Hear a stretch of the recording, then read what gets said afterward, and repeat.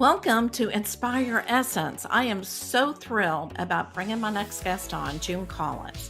She is definitely a beacon of hope. She shares a tragic event that happened in her life. She lost her loving son, Caleb. And I do want to dedicate this episode to him because he is such an inspiration. Not only did he show us how much he was an angel in his true life, but also afterwards.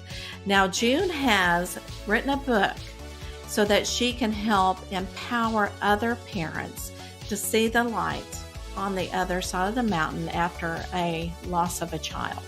So I hope that you find this episode as inspirational as I did. Hello, hello. Hey, how are you? I am doing fantastic, and I am really excited about this episode, because I know that, oh my goodness, my listeners will benefit. And I just want to say thank you for really showing us your story that you're about to tell us, which I've already read your book. So that's what I'm saying, sharing your story. And because it is a very vulnerable situation that you're in, but I believe you are going to help so many people by your story. A lot of my listeners, they have lost children. And I know that, a lot of people just don't know how to help people. Also, if they know somebody who has lost a child. And so, we have so much to cover. So I'm going to go ahead and get started. So, why don't you go ahead and tell us first, and then we'll talk about your book. All right. Yeah. Tell us first about Caleb hmm and about his legacy and how, as a little boy, how he was. Yeah. So in 2009, I had my son Caleb. Most of the time when you have a child, it's supposed to be one of those, wonderful times, but I ended up having a complete placental abruption. And basically, my baby tore away from my wall and he wasn't breathing, and because of that Oh, okay. he had a lot of special needs. Obviously he wasn't able to get the oxygen he needed, so he had microcephaly and he's a seizure disorder. He had a whole cerebral palsy. He had a whole bunch of things going on with him. Right. So just to stop right there, you kind of go from having one dream to another dream. Obviously, you dream of having what society calls the normal child, and obviously, he was a special needs child, which is it's a whole different lifestyle. So we finally got Caleb on the right medication he needed, and he had his doctor's appointments every 3 months and everything. And we kind of went along like that. And when we were in, obviously, I live in a small town, and they had to ship him to a large city for IC when he went to NICU. So when they were up there, because obviously I had lost so much blood, I had to stay there at the little Right. hospital I was at. So my dad and my husband at the time went to the hospital, and they basically told him, if he lives in within the 24 hours, he's going to live for a while. Mhm. And which he did make it. He was a little fighter. That's one Yeah. thing that I always say about Caleb is like he taught me and gave me so much strength from as much as he had to fight from like a little infant 1 day old baby. So Mhm. I don't know, like for me, I had 10 years in my head, just the way that they were talking and all the problems that he did have. Right. And so I had 10 years in my head. So we kind of went on with life just like that as special needs parents, and he had a feeding tube, so we had to continuously feed him. And so we Mhm. kind of went on like that, went to his doctor's appointment, gave him his medication, and we kind of fell into place. And we finally got into a happy spot with his medication and everything. Mhm. So fast forward to 2012, we actually had to take shifts and we called it shift work. And so basically we would take turns overnight because he would wake up several times, number one, to eat, and number two, to some special needs kids, they wake up a lot in the middle of the night. So obviously he was one of those children, and so we would have to get up and comfort him, and you would be up for a while at a time. So my ex-husband was on shift work, and he kind of woke up to I woke up to him screaming. And I remember running down the stairs. Well, before I get into that, Right. Caleb, I want to say this about Caleb. A lot Yeah. of people, the doctors and everything, they always told us, he's not going to be able to do all of this stuff. He's not going to be able to hold his body temperature. He's not going to ever walk or stand, or he's not going to talk. He's going to be basically, and I think they give you the worst case example, but they give you the worst case. I'll just say that they give you the worst case scenario. And one thing Caleb did was he did a lot of stuff that they said he wasn't going to do. He held his body Mhm. temperature. He said mom and dad. Wow. um, he Mm. uh, he stood up. He smiled. They said that he wouldn't be able to smile, and he smiled. And he would try to talk at 2. He was Mhm. 3 months. So I mean, he had so much emotions, and the way that we treated Caleb was, we treated him like you would treat any other child. We would do Mhm. things with him. If he couldn't do it, he couldn't do it. We keep trying. And then we would take him on vacations. We took him out. We took him shopping. We did everything. We didn't want him to be that special needs child that just stayed at the house, because we felt Right. like because of his wheelchair or because of his feedings that we had to sit at the house. So we kind of did that with him, and we took him to the Bahamas, and we took him shopping. We just had him out and just doing as much as he could possibly do. We didn't want to sit at the house. I guess that's the biggest thing with that, Yeah. is we wanted him to be as normal as he could be. So we started doing that, and we just kind of went on like that for a really long time. And then again, we had to do shift work, what we called shift work. And one person would stay up, and well, they wouldn't stay up. They would wake up every single time that we had to wake up in the middle of the night.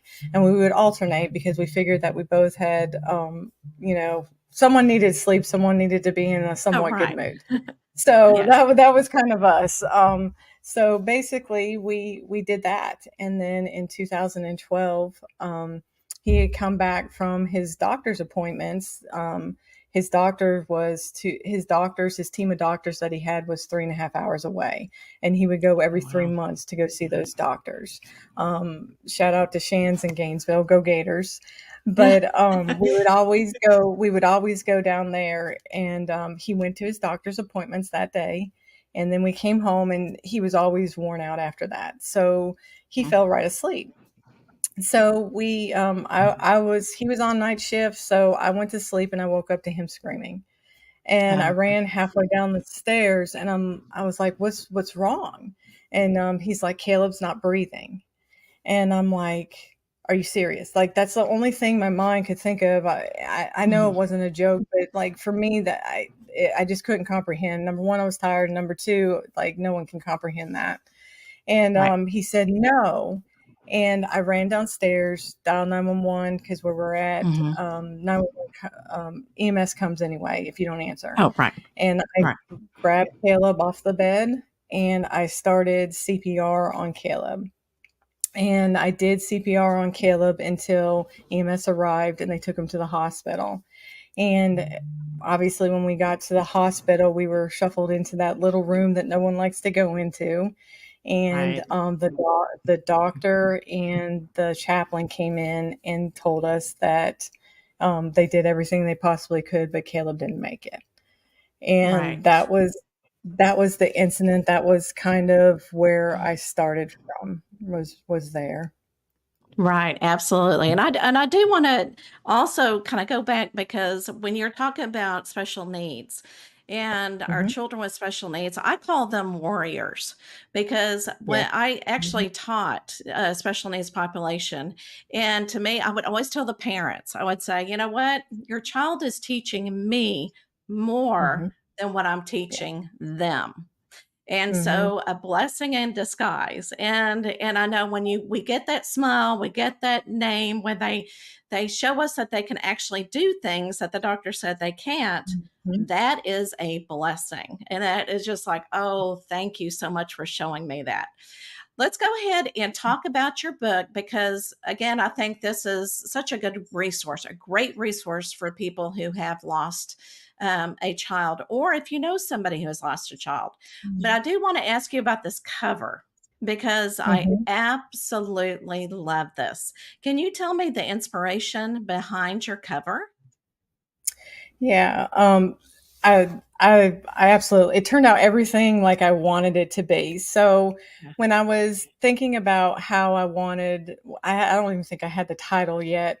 I wanted something. I was just scrolling through pictures, child death, child images of passing or child loss, and I found this image, and it was an image of a bunch of kids going into a light, and they were like in a wooded area, and I was like, I want something like that but not that.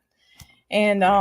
so I got with the person that actually did my cover, and I basically begged him. I was like, I gotta have, I want you, because like his artwork is awesome.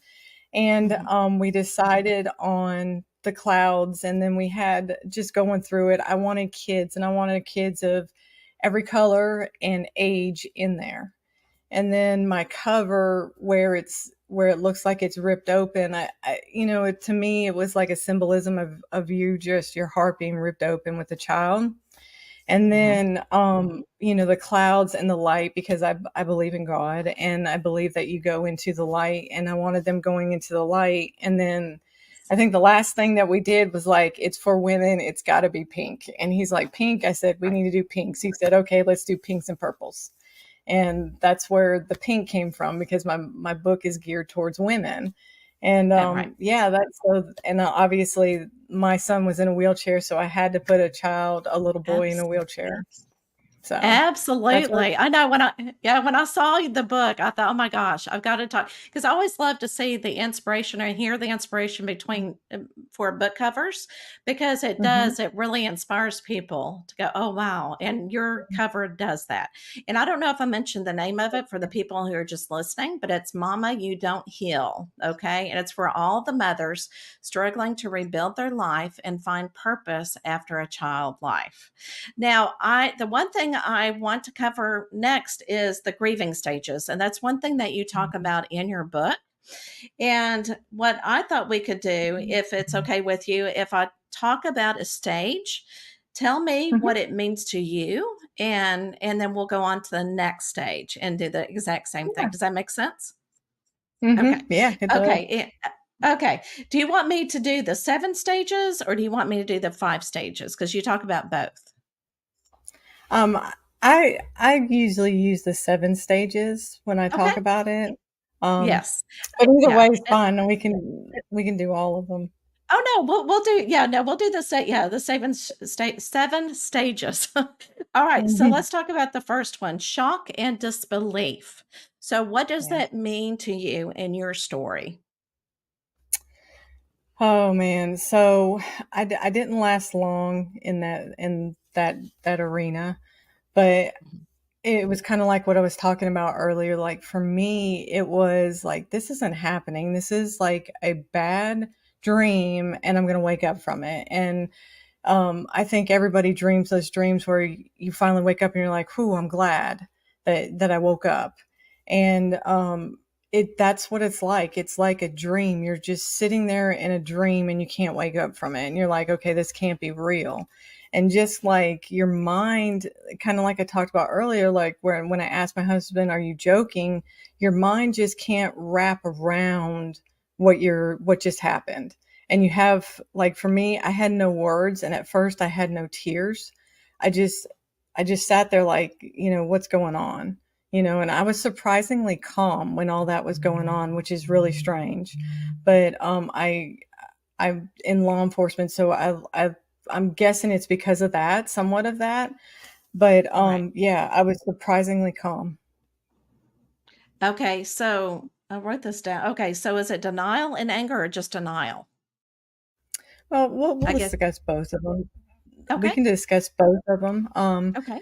So denial, I just like for me, like I didn't want to believe, and you've read my book, why I would have to go through child loss when I just went through all the trauma of his birth. And I guess I was just a little bit in denial that this can't be happening to me. Now I had a lot of anger. I was angry at everybody that had children that were healthy that treated them wrong or what I felt was wrong at the time. They just didn't take advantage of them having their children. I was very, very angry at God because not only did I have to go through his traumatic birth, now I had to figure out how to deal with a child, him being gone now. Because for me, I thought the reason why me and him both of us lived, was because of the fact that we were going to do it together. And now half of us, were in heaven, and here I am by myself, and I was angry, very, very angry at God. And I think the biggest anger came from God at that time. Right. Right. Right. Yeah. And yeah. Bargaining, and then I'll put depression together. Bargaining and depression. Hmm. Uh, I think for me, bargaining was a hard one for me. I Mhm. think that, not so much of, okay, well, if you can change things, I'll do this, or I'll do something differently. Just, please don't make this be happening to me. And, please. But I think a lot of my bargaining was, please help me get through this. Please help me get through this later on. Um, Mhm. that was that was the biggest thing. And then denial. Um, I'm drawing a blank right now. Oh, depression. Depression. Excuse me. Okay, Yeah. so Oh no, it's depression. So my depression, I didn't even know I was going through depression, and I think that's a big thing that a lot of women that I've talked to, and a lot of women that are going through it, don't really understand that just because someone hasn't said you're depressed or that you don't feel depressed doesn't mean that you're not going through it. I was going through depression and didn't even know it. I think that was like one of the biggest things for me. And I was one of those people that I was going to pack my grief away in a little chest and not think about it. So basically, what I did was I did everything possible to make sure that I wasn't grieving. I went back to work. I started a master's degree program in forensic psychology, just anything that I could possibly do not to deal with it. But I was going through depression, and I went so far in my depression. I didn't have suicidal thoughts, but I always used to tell myself, well, if something happens to me, it's okay because I can go be with Caleb. And whether I came out and said it or not, that's kind of suicidal to me. You know what I mean? It's just it's right. horrible to be in that place. And there's many people that live in that place, and I talk to women every day that are in that place and they don't think anything's wrong with it. And it's that deep depression. And then, you also have, you don't want to do anything. Like I was going to work and I was, talking to my parents, but I didn't want to talk to anybody else, and I just wanted to be left alone, but I hated the feeling of being alone, if that makes sense. And Yes. Yeah. it was just that, and depression will do that to you. And then to top it all off, I was dealing with my grief, and then I was also dealing with who I was as a person before my grief. And I talk about it in the book, but I feel the person that you are before your traumatic event, which for me was my child loss, you are a totally different person. So I was also having depression on the way I used to treat people, the way that I used to do things, and things that were important to me that now I felt guilt. Kind of, I guess that kind of goes along with guilt too. Is like, why was I so worried about these little things that mean nothing in life? And Right. so that was part of it too. Yeah. Oh, absolutely. Okay. So, loneliness and reflection. Oh, I guess Hmm. you already talked about reflection, but Yeah. So yeah. my it's so funny because especially when you're going through um the depression and you're going through child loss, you want to be left alone, but you have this overwhelming feeling of being alone, that no one else understands who you are as a person. And that loneliness, I think, ties into the depression. And that yeah, that's where my loneliness came in, is like I felt so alone that no one could possibly understand. And that was anybody. No doctors could understand, no therapist could understand. And I was just in this little, I felt like I was in this little corner where I was the only person that has ever lost a child. And a lot of people get into that space when there's so many of us out there. Oh, absolutely. Okay, the last one, last two, reconstruction and acceptance. hmm So I have a, I'll go with reconstruction first. So when Okay. I, I can remember going through my child loss, and I was pretty far into my child loss, and I can remember sitting on the couch and just thinking about my life and the way it was going, because I was only 31 when Caleb died. And I just, I was like, I can't live like this. I'm only 31 years old, and you've never done, you have really haven't done anything at 31. You think you did when you're that age, but you haven't done really anything in life. And I just remember saying, I can't be like this. I don't know how I'm going to do it, but I can't be like this anymore. And I just started reflecting on things that I wanted to change about myself, and different things. And then I would reflect on Caleb, on the good times versus the bad times. And I still do that to this day. Obviously I talk about the bad times, but I reflect more on who he was and what he did and what they said he couldn't do. And I think acceptance comes in there. And like the word, I think it's the word that I can't I can't, like, no, you'll never, I guess everybody gets confused about acceptance. Like, no, I will never accept that Caleb's gone. I understand that he's gone, and I accept that he did pass away. Yes, I did. But I think people get confused with acceptance, like you're going to accept that your child died and everything's going to be okay, and you just don't with acceptance. I think acceptance, for me anyway, was more of, I accept that this did happen, and that I have to work through it every day. Because I think, well, not so much anymore every day, but I think that all your life, the rest of your life, you're going to have those bad days. Absolutely. And you've got, when you have those bad days, that's when and I loved how you talked about how your daughter helps you on your bad days. So it's really nice to find people that will be by your side when you have a bad day. Mhm. I went to your website and I absolutely love this because you do help other people through it. Mhm. And I love this. And it says, imagine if you could begin to find peace with your child's death. You could rebuild your life while still honoring your child.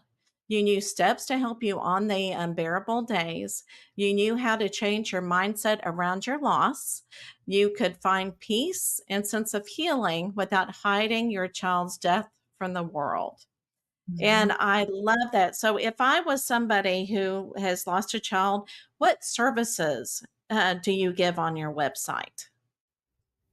Yeah, so my s- I have a Facebook group, and there's a lot of women. I think there's 1,200 of us in there now, and that Wow. is just basically, it's kind of like, I call it like a group program, and it's Hmm. just for all any woman that's lost a child or children, because I do have several in there that have lost more than one child. And basically it's just a group. It's kind of like a group program, and obviously it's just a Facebook group. It's free to anybody, but we kind of do it that way, and that's kind of like the first step for anybody, because I think there is something big in the fact that you have to be ready. You have to be ready to work towards your and rebuilding your life, and that's a huge step, and a lot of people aren't ready for that yet. So I have that group that women can go into until they're ready. And it's just basically a program that I did a program up. And basically what I do is, we just go through lessons and we talk about grief, and we talk about it, our child loss grief, in a positive way. Because there's positive way to do it and a negative way to do it. And I don't like the use of negative words like I'll never get over my child loss. I can't do this. So basically the way that the group is structured is, we talk about we're having bad days and we talk about Mhm. how we get through them. And that's kind of the way it's structured, and it's not just me talking in there. Like there is the most amazing 1,200 women that I've ever met going through it, and they're all in different stages. So that is kind of the first step. And then obviously if somebody wants private counseling, or I say counseling, coaching, we Right. can go, privately one-on-one, and that's the coaching that I have. I think that everybody's child loss is different. What I think we're all the same. It's hard to explain, but basically, I think we're all the same. But the things that bother us, that keep us from rebuilding and moving forward, are different. They're Yeah. kind of all tied together, but they're different. And that kind of coaching is how I do one on one when you need that extra by yourself. How do I get through this? This is the hardest part to me. Um, Yes. but it, Yes. it just depends where you're at. But that's kind of where we go, and we go from what's your biggest setback and what is keeping you from rebuilding, and we go step by step that way. Oh, I love it. I love it. And, of course, and I love this in the book okay, I got to say one thing in the book where you said you'd always talk to the reader. You'd say, Mhm. "Mama." And I love that Yeah. because I'm thinking, "She's talking to me." That kinda Mhm. thing. And I love how you say you won't ever get over missing a child. You can move Yeah. forward and continue with your life, but you'll never Mhm. get over it. So don't let anybody tell you otherwise. Mhm. So I totally agree with that. So, looking at I'm gonna changing things here. So, what Mhm. inspiration statement do you like to tell people? I have one thing I always tell them is basically when you're ready, you have to do 100%. You have to be in. It's nothing you can do half heartedly. But the biggest thing that I tell women all the time, no matter what, is that the day that your child died is the day that his legacy, well, for me, is his legacy began. Your child's legacy began. The day that it died, that's the day that your child's legacy begins, because it's up to us. It's up to us. If you want your child to be remembered, if you want your child to keep being with you moving forward, you have to do it yourself. It's all on us. Like Caleb, and I'll use me as an example. Like the day that Caleb died, I could have pushed him away and put him in a chest and never talked about him again. But because I kept pushing and I learned how to deal with my child loss, Caleb lives on with people that never met Caleb, and obviously the book, with the book and all the people that would have never met Caleb and don't know him Right. except for my stories, they know him now, and that's his legacy. And I feel with child loss, that is like one of the biggest things. Like we think we can't talk about it because you're going to upset somebody, or someone's going to, Right. say something off the wall, which they do anyway. It doesn't matter. It's just it's more tender when it's your child loss. But I yeah, that's kind of my biggest thing, is like his legacy is gonna live on because of me. And it's so Right. important for women to know that. Absolutely. Absolutely. All right. Are you ready for the last question? Hmm. Which is the wheel. Let me bring it on. All right. So see, this is the school teacher in me. I'd always tell everybody. So let's see what is going to fall upon. Oh, and I love this one for you. That's a good one. So, yeah, that is an excellent one because we're talking Mhm. about moving on. So I love that. So Mhm. 5 years from now, where do you see yourself? Well, as from the mom aspect of it, I see myself with a teenager working through teenager things. Bella will be 13, so or excuse me, she'll be 15. So I'll be dealing with that stuff. As for me, I see more books in the future. I see me becoming a well-known author. I'll claim it, and just continue working with moms that have lost children, because that's my niche. That's what I love doing.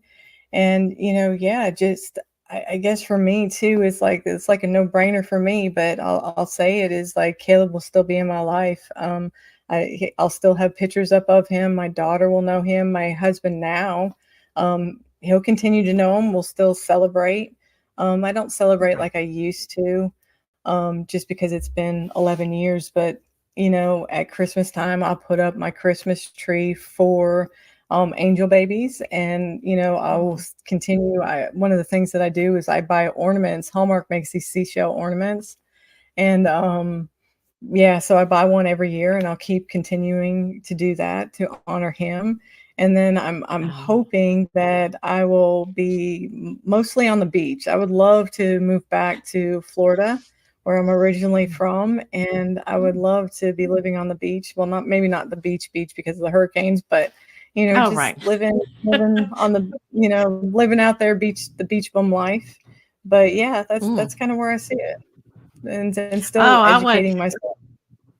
I would love to come and join you. Oh my gosh.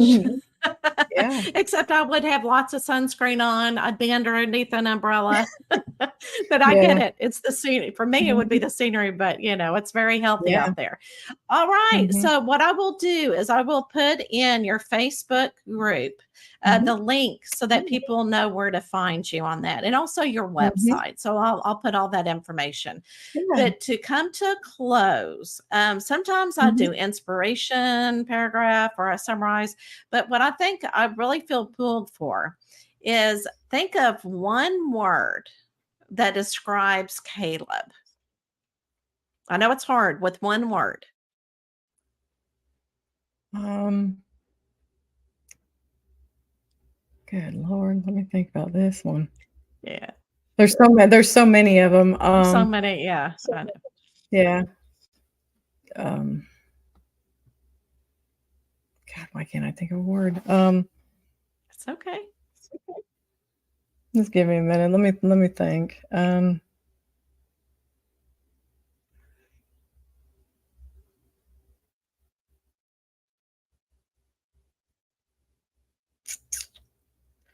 Special? I don't know if that's the word though. Let's see. Amazing. I would say amazing.